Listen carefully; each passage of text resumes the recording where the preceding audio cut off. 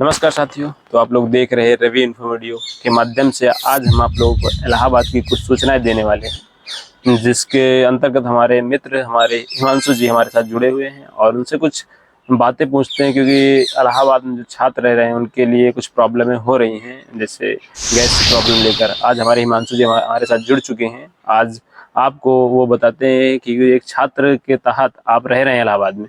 तो आप बताइए कि इलाहाबाद में आपको गैस के लिए कितनी प्रॉब्लम का सामना करना पड़ रहा है। सबसे पहले आपको धन्यवाद रवि जी कि आपने मुझे यहाँ पे बुलाया और इस चीज़ का मौका दिया। देखिए, छात्र जो है ना, वो घर छोड़ के अपना आए हैं यहाँ पे जी जी कुछ बड़ा करने के लिए, अपने परिवार को उस संकट से निकालने के लिए जिस संकट से वो जूझ रहे हैं।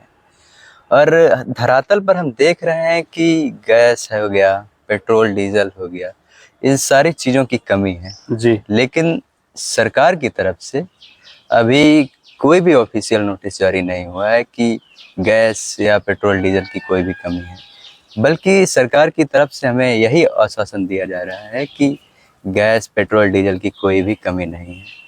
लेकिन हम हकीकत में देखते हैं, मेरे 3-4 साथी हैं, उन्होंने मुझे बताया कि मैं घर जाने वाला हूँ। तो मैंने उनसे पूछा क्यों? तो बोल रहे हैं कि भाई 300 रुपये लीटर गैस मिल रहा है, हम सर्वाइव नहीं कर पाएंगे।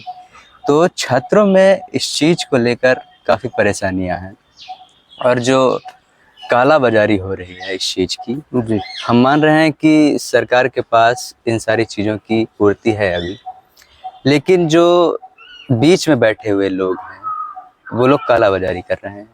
एक सपा के नेता है, उन्होंने 56 सिलेंडर इकट्ठा करके रखे हैं। उनके घर से एक न्यूज आई तो हम लोग देखते हैं कि जो ऊपर से चीज़ें आती हैं वो हम लोग नहीं पहुंच पा रही हैं।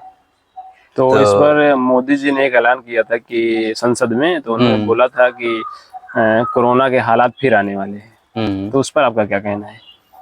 देखिए, ये तो जो वहाँ पे ईरान और इजराइल के बीच में युद्ध चल रहा है, जी जी, उसका प्रभाव अपने देश पर भी देखने को मिल रहा है अत्यधिक। हाँ, जैसे कि कहते हैं कि लगेगी आग तो आएंगे कई घर जद में, अकेले हमारा मकान थोड़ी जलेगा। तो वही बात है कि कहीं पर युद्ध और जो जैसे संकट चीजें हैं तो वो अपने यहाँ भी देखने को भी मिल रही हैं। जी जी, लेकिन अभी लॉकडाउन जैसी चीजों का कोई भी प्रयोग नहीं होना चाहिए, क्योंकि लॉकडाउन उसलिए लगाया जाता है जो जहाँ पर किसी चीज का संकट होता है। जी जी, अगर गैस का संकट होगा तो गैस की पूर्ति की जाएगी, अवश्य। लोग घर चले जाएंगे।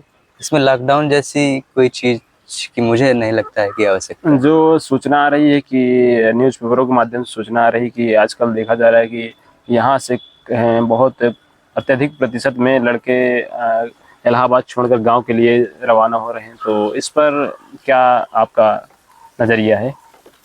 देखिए, इसके 2 रीजन है। जी। पहला ये है कि जो परीक्षाएं थी उनका समापन हो गया है। अवश्य।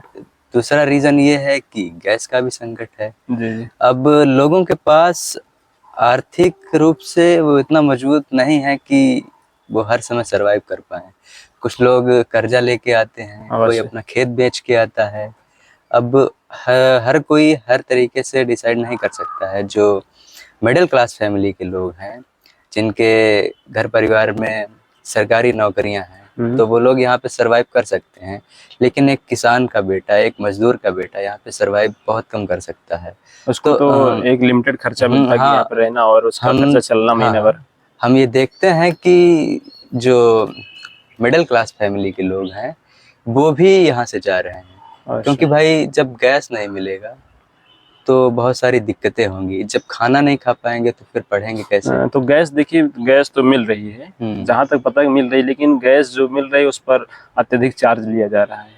हाँ, क्यों लिया जा रहा है? क्योंकि जब गैस आ रही है तो चार्ज अत्यधिक कैसे लग रहा है, क्यों लग रहा है? देखिए, ये सरकार की कमी है और सरकार इसको पूरा करेगी, मुझे ऐसा उम्मीद है।